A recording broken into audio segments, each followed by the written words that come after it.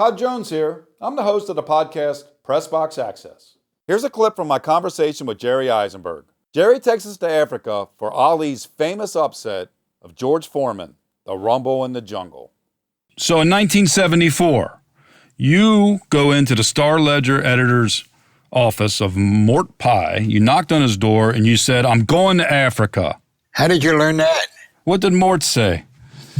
Mort said, "On vacation?" I said, "You out of your fucking mind?" "No, I got Ali's fighting." He said, "Do we need to fight?" I said, "Yes, we need to fight." He said, "Well, then you go. I'll see you when you get back." So he's fighting George Forman. George Forman, the champ, and Ali is trying to regain his championship that he was stripped from him in the late 60s for his refusal to be inducted in the armed forces. And now he's fought his way back for a chance at that championship again, and he's fighting George Forman in Zaire. And you go to Zaire. What the hell was it like there, Jerry? I didn't lose anything there that I have to go back and look for. I'll put it that way. I'm in no hurry to give. The country's changed 3 times since then. I get there and immediately I got to write a column. And I forget the time difference is like 16 hours. Is right. And I just got to go. So I'm on the bus, I'm looking around and we're driving. I see a kid by the road with a dead monkey holding him up. He's selling him for meat. He was one of the staples there. Mm. And I say, all right, that's note number 1. And what can I write? I got to go see himself when I get there. And then he'll fill it up because he always fills white spaces for me. Mm-hmm. And he did. And we were told by a guy, his name, I'm not making it up. His name was Shimpupu Washimpupu. He was the PR guy for this venture, right? The government's PR guy. Everything was controlled. We get there and he introduces himself. I write real fast because I see Ali, give me what I want, boom, boom, boom. I go back to the press center, which is there. We're in a place called Enseli. Enseli is a military compound. Forman didn't stay there, but Ali did. Ali stayed there because Ali bought Veronica Porsche with him and told his wife to square business she couldn't stay with him. She had to stay downtown, ironically in the same hotel that Forman was staying in, the Omni. So I go to file a story, and the guy says, first, we must go to the censor. I said, did we go to war yesterday? He said, well, you go. And I now the guy says, looks at me, the guy that runs the press center, says, I can't send this. What do you mean you can't send it? What are you, a critic? What do you mean you can't send it? I can't send it. The machines aren't working. We had a machine called telegrams in those days. They might have been called something else, but they were typewriters they looked like, and that's how and can't do it, must send for a technician to Kinshasa. Well, I got a file. We'll be here. Don't worry. Guy comes in and he fixes all the machines. Brilliant. You know how he did it? He plugged them all in. Oh, did you reboot it? Well, he plugged the whole thing in. He didn't take it out. They never plugged in. Right. You get ready. So now we go back to the censor, and the censor gives me hell and says to me, the censor, there are 38 tribes and dialects in Zaire. Mm-hmm. I think it's a People's Republic again or something. And they didn't get along with it. This guy just missed being a pygmy because the pygmies were there. Very small guy, huge medals. I'm saying, who do they fight? What are the medals for? But I ain't got to argue with him. He says, he speaks perfect English. Says, nice to meet you, sir. Takes a blue pencil and begins. I said, wait a minute. That's my name. What are you doing all the way? He said, well, there's some things we object to here. Anyway, it got very serious. And finally, he blows a whistle because I'm arguing with him about taking this stuff out. Blows a whistle, and 6 Congolese soldiers come up and are pointing guns at me. Well, people have pointed guns at me before, and it's not an enjoyable experience. But this one pointing guy, guns at you because of what you wrote. Yeah, but because the guy said point your guns at him. They didn't know what I wrote. They couldn't read. And the one guy's gun is going like this, left and right. And I realized she's never pointed a gun at me before. Now it's wider than the third tube of the Lincoln Tunnel, and I'm saying, hey, we got to do something. I apologize. What did I do? We'll tell you later. And they take me to jail. Well, when they let me out, which didn't take long, but it seemed like 19 hours. I mean, you're in jail, You're in prison in Africa. Yeah. And I'm thinking, now, suppose they got a lever and they can pull it and I go down into the jungle and they never see me again. What, I don't know. Because this is on the outskirts of Kinshasa, a town which we were so modern, so everything we were told by Shimpupu. Oh, you got to come here. Yeah. It was so modern that it had one stoplight, which is a blinker downtown. Wow. And the only people who had cars were in the upper class. So if they hit you, tough on you. They just what was the atmosphere like? Well, how did the people receive Ali and Forman? Oh, they loved him. They loved Ali or Forman or both? No, they didn't love Forman. Ali made sure they didn't love Forman. He's standing at the top. Standing at the top of. You had to go down the steps and. There was no internal terminal. You had to walk on the tarmac. So he's at the top of the steps with Gene Kilroy, who was a business manager, a very, very dear friend of mine, lives here in Vegas now. And he says to Gene, who do these people not like? And Gene says, well, I wasn't going to say white people. I'm white. I mean, so I said the Belgians. Ali couldn't say Belgian. He said Belgiums. And because he had fought, the bronze medal guy was a Belgium, according to Ali, in the Olympics. Mm-hmm. So he says, the Belgians. So he stands there with his hands in the air and he says, George Forman is a Belgian. And all of a sudden, Ali, Boumaier. So he says, what does that mean? You're asking me what it means? They get an interpreter. He said, Ali, kill him. And he goes, Ali, Boumaier. And then wherever he went, wherever he walked, the people would gather and yell, Ali, Boumaier. One guy was for Forman, and he said, Forman, boom. And that's the way most of the world felt about that fight. Yeah, they thought Forman was going to win this easily, right? The irony of that fight, we had about maybe 40 newspaper guys. I'm talking about Americans, basically, Canadians, Americans. The other guys I never counted. And only two of them, they take the AP poll. Two guys picked Ali to win the fight by knockout. One was Jerry Lisker, the sports editor of the New York Post, and the other was Jerry Izenberg. And this is how it happened. About 10 days before the fight, I said to Lisker, who was my traveling buddy all the time, kept trying to get me out of trouble, not very successful at that. And I said, let's go up to Deer Lake and push his buttons. Let's see what he's getting ready to go, and we're going to go 10 days later. This is Deer Lake where Ali was training in Pennsylvania, right. So we go up to Deer Lake. I knew something that Lisker didn't know, and very few people knew because Kilroy told me the last 3 years or 2.5 years before he went into exile and shortly after that, he had traumatic arthritis in both hands. And he stopped when he went to fight Forman. He about 2 years before he stopped hitting the heavy bag. Because of his hands, yeah. And if you look there, outside of the guys who couldn't even hold their own hands up, he wasn't knocking anybody out either. He'd wear them down, they'd faint finally, by attrition.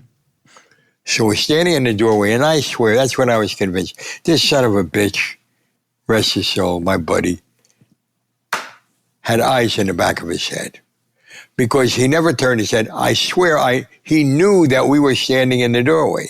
He's banging away on the heavy bag. Boom, boom. And I'm saying, what the hell is going on? Because he hadn't hit him so much. Bang, bang. I'll knock that sucker out. I will knock that sucker out. I will be the greatest of all time. Oh, hi, fellas. That guy, he'll never convince me he didn't know we were there. That was a performance art, right? And he says, I'll knock him out. Well, then I find out he had Gene took him to Philadelphia to a guy, a doctor. I don't know his name, but I wish I had him now in my back. Tremendous. And he said, don't take any more shots. None. And that was a slam at the fight doctor, and he said, no, you're going to soak your hands in hot wax 3 to 5 times a day, as hot as you can take it. We're not going to cure it, but I guarantee you by fight time, you can throw the punches, they won't hurt, and you'll be okay in the fight. So he did that. He soaked his hands in the hot wax. So I knew this now when we're leaving. As we're leaving, Jerry says to me, did you learn anything today? I said, yeah, I learned. I'm picking Ali by knockout in the 8th round. I think he knocked him out I picked him in the 9th, he knocked him out in the 8th. We're round off, but that's just a luck thing. Right. So he said, one of the great upsets ever. Yeah. Yeah. He said, well, why would you do that? I said, let me tell you something. You saw what happened in there. Then I told him about the arthritis. He says he's going to knock him out a long time ago. And I never thought I would be quoting Ali's poetry. But he said to me, if I say a mosquito can pull a plow, don't argue, hitch him up. I said, I'm hitching my prediction to that statement. And boy, when it happened, it was, Lister and I slapped palms. We both had there were 30 guys made selections. One other guy picked Ali by decision. The other guy, we were the only guys, and we picked it by knockout. What did you think, Jerry? What did you think as the fight unfolded when Ali started doing the rope-a-dope strategy? What did you think was going on? And did you think? Well, first of all, let me tell you, I have a different opinion. I don't call it strategy because he got hit in the first round.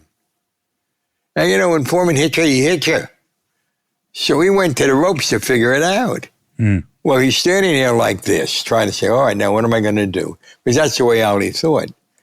And Foreman is winging these punches. He's going to get through these 2 gloves. Going to get through the 2 gloves. I mean, you couldn't get through there with a mortar because Ali's holding his hands. I mean, he doesn't hit him in the stomach. He's going through the 2 gloves because he was stubborn. And he admitted that to me years later. Ali says, well, this is not so bad. Let him punch himself out. The arms are heavy, big muscles. You punch like a girl. Boom, boom, boom. You still haven't hit me. Boom, boom, boom. You could hear Ali. Could you hear Ali saying that? No, but he told me that later. Yeah. And Foreman told me that. Foreman told me he came up to him before the fight and said, you punch like a girl. And Dundee and the Brain Trust is yelling, get off the ropes, which I probably would have yelled if I were a corner man, get off the ropes. By the 4th round, Ali realized he wasn't getting off those ropes. Came and said, everybody here, shut the hell up. Just shut up. I know what I'm doing. Because Angelo was a great PR man, and Angelo was a good trainer, not a great trainer, but he was great during the fight. Mm-hmm. The guy's doing this, you should do that. That's when he was really earned his money. Ali trained himself as far as, do I want to box today? Do I don't want to? Okay, so now the punch is coming. All during the fight, by that time, Lister hadn't taken over the New York Post yet. Mm-hmm. He was the sports editor of the London Sun because Murdoch wound up owning both papers. So he's got to broadcast a blow-by-blow to London because it's a shorter time frame. He's dictating during the fight. Yeah. Exactly, because they're going to get it in the paper. They're going to get it extra out. And I said, what are you doing with the phone? He said, well, I'm going to do this. I said, yeah, the phone's not going to work. This is the morning of the fight. It's not going to work. Nothing works here. Don't you understand that?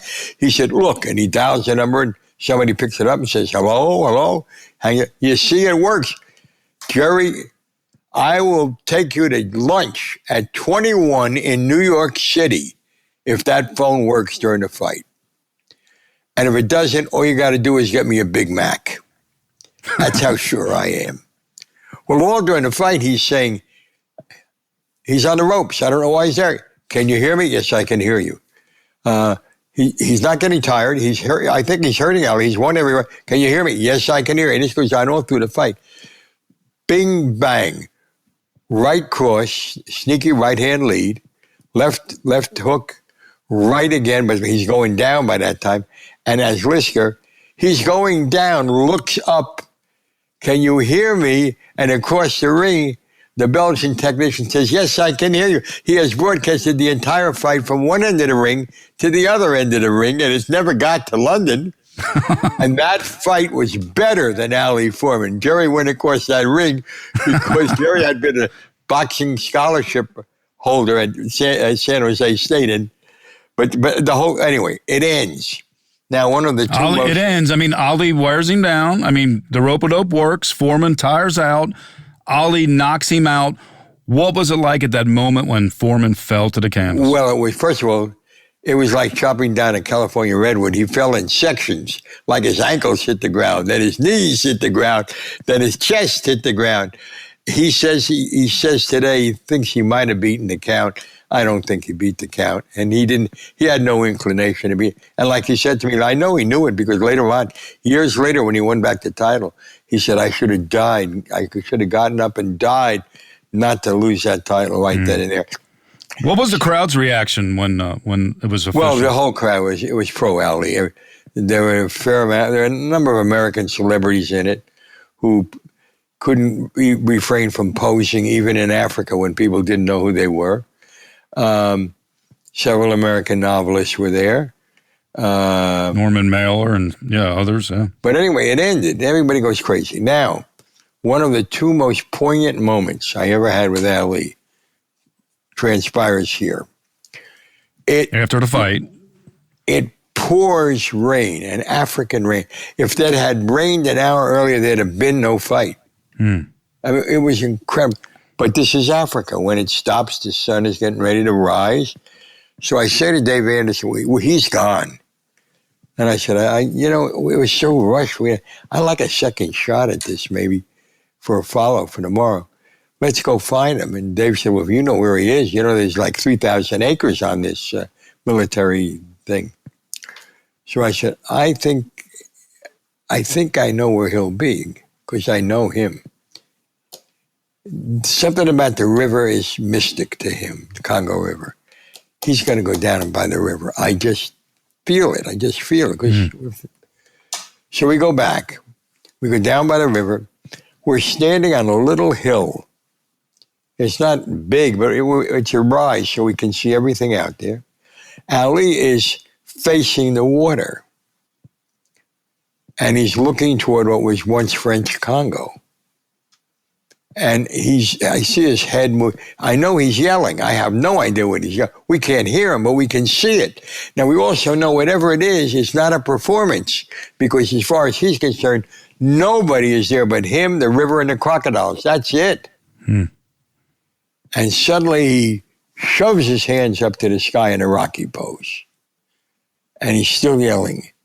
Puts his hands down, stares, turns around, walks away, sees us. Walks up to us and says, fellas, don't ask me what tonight meant to me. I couldn't tell you. And if I couldn't, I don't have the words. And if I could, you wouldn't understand them.